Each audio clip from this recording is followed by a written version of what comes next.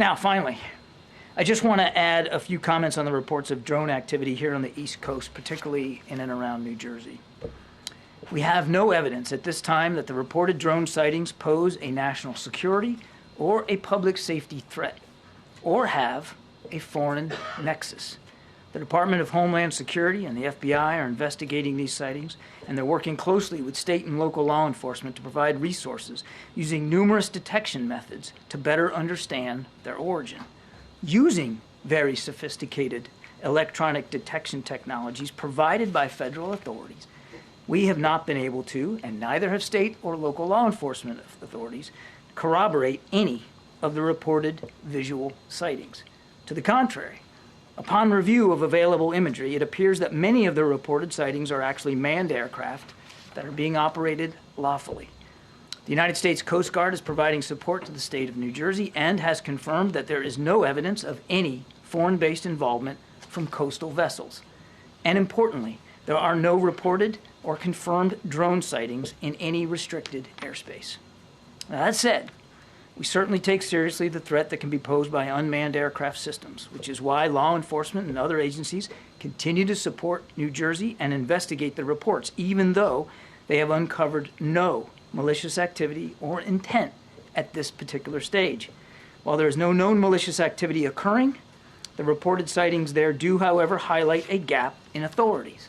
And so we urge Congress to pass important legislation that will extend and expand existing counter-drone authorities so that we are better prepared to identify and mitigate any potential threats to airports or other critical infrastructure, and so that state and local authorities are provided all the tools that they need to respond to such threats as well. John, on the drones, does the U.S. government have any of its own imagery or video of these systems? I'm not aware that we have U.S. government produced imagery ourselves, but as I said in my opening statement, we have certainly done thorough analysis of the existing imagery. Like from people's cell phones that we're seeing? Basically, with what you're looking at, how can you credibly tell people that there is no public safety threat, there's no national security threat, that there's no reason to believe that a foreign government is involved? Because the analysis thus far, in an investigation that is ongoing, has not revealed any national security or malicious intent or criminal activity. But, Jackie, I would remind you, we're at the beginning here, not the end. There's a lot more work to be done, and we're working closely with state and local authorities to gain more information. I would argue that we're moving pretty well here with a sense of energy to try to figure out what we can do to learn more about this. We're still in the middle of an ongoing investigation, and I'm up here explaining to you and letting you know what we know so far, what we believe so far. If information comes to light that changes that characterization, then my goodness, we'll be the first ones to let you know. But right now, there's just no indication that this is some sort of foreign malign activity or, in fact, even criminal.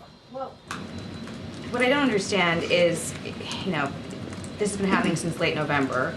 I don't know that the law enforcement officials or residents in New York and New Jersey, or even the Democratic senators who wrote to Director Ray Mayorkas and the FAA administrator today would think that this has been handled with a sense of urgency. But that being said, has the President or the Secretary of Defense issued any guidance to NORTHCOM or military installations to act on these systems if they're deemed to be a threat in any way? And what's the benchmark for that determination? So two thoughts. First of all, you're right, late November. It is now, the 12th of December. So I think it shows that we're moving on with this, and we're going to stay on it. So I want to disabuse you of any notion that we're not taking this seriously, because we are.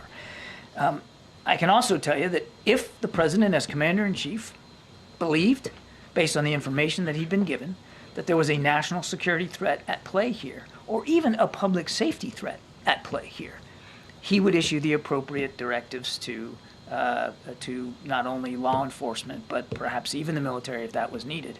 I want to go back to something I said at the top.